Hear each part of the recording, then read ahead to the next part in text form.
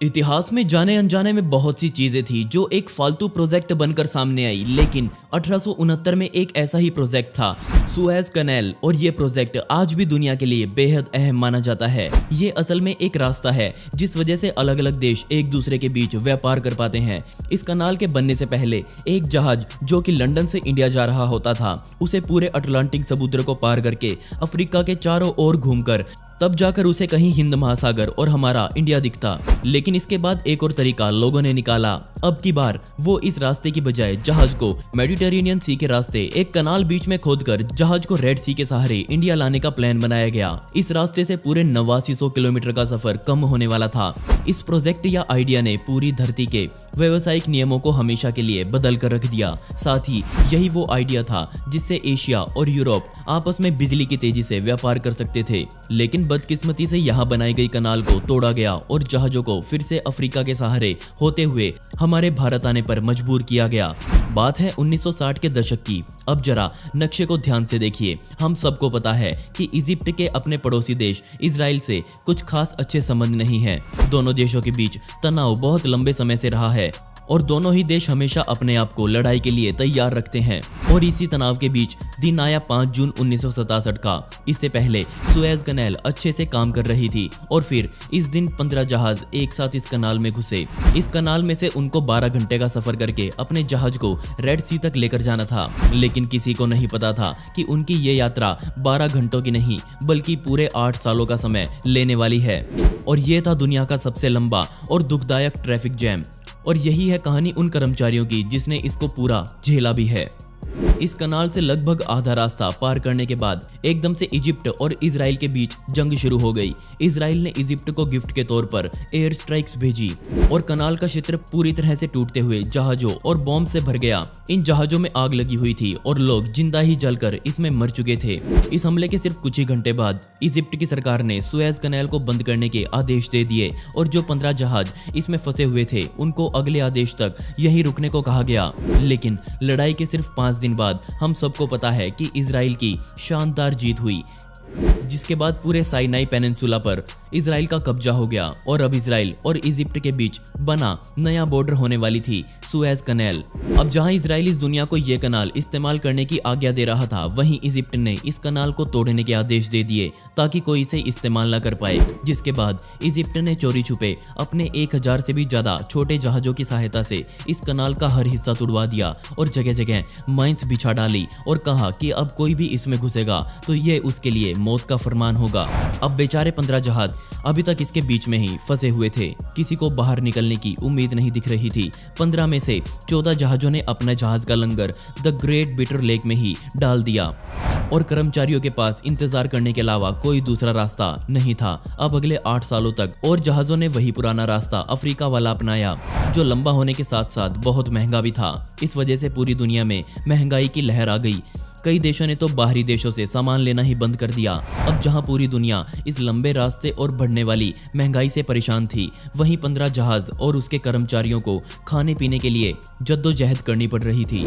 जब कई महीने बीतने के बाद भी रास्ता नहीं खुला और 15 जहाजों के मालिकों ने देखा कि ऐसे तो बात नहीं बनेगी, उन सब ने इन जहाजों को 3 ग्रुप्स में बांट दिया। उन जहाजों पर मौजूद सभी अधिकारियों और कर्मचारियों को छोटी बोट के सहारे घर बुला लिया गया और कुल 15 जहाजों पर 10 नए छोटे कर्मचारी उनका ध्यान रखने के लिए छोड़ दिए, इस उम्मीद में कि एक दिन ये रास्ता खुलेगा और हम अपना जहाज यहाँ से निकालेंगे। अब बेशक कोई भी अपनी जिंदगी हमेशा के लिए जहाज पर रहकर खराब नहीं करेगा, इसलिए कंपनियों ने हर 6-6 महीने में 10-10 बंदों का स्टाफ बदलना शुरू किया। अब कमाल की बात यह थी कि दोनों तरफ कड़ी आर्मी होने के बाद भी 10-10 लोग यहाँ आते वो दोनों ही देशों की सेनाओं के साथ दोस्ती करके रहते, क्योंकि उनको कहा गया था कि किसी भी सैनिक के साथ कोई बुरा व्यवहार नहीं किया जाना चाहिए।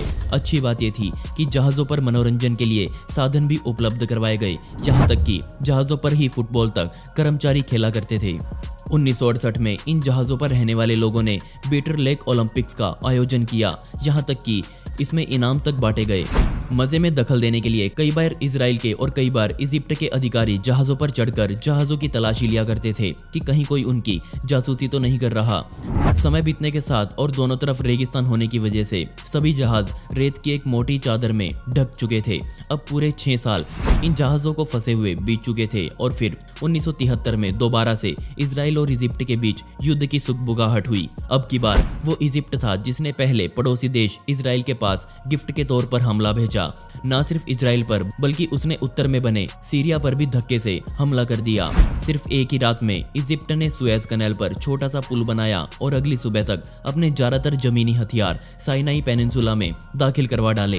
लेकिन हम सबको पता है कि इजराइल देश कोई मजाक नहीं है।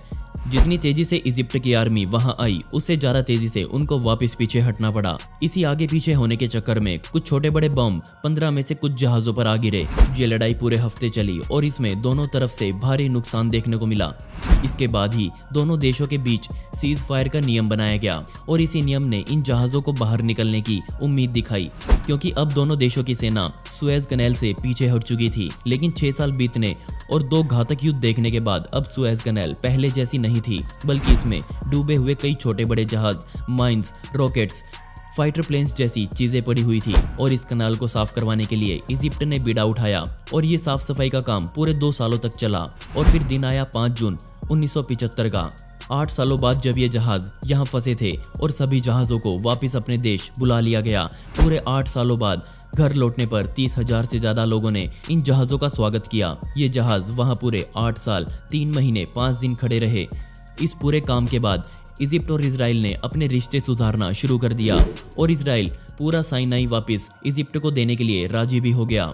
और इसी के बाद इजिप्ट पहला ऐसा अरब देश बना जिसे आज भी द स्टेट ऑफ इजराइल के नाम से जाना जाता है। शांति बहाल की गई और पूरे 8 सालों तक चला इस दुनिया का सबसे लंबा ट्रैफिक जाम भी खत्म हो गया।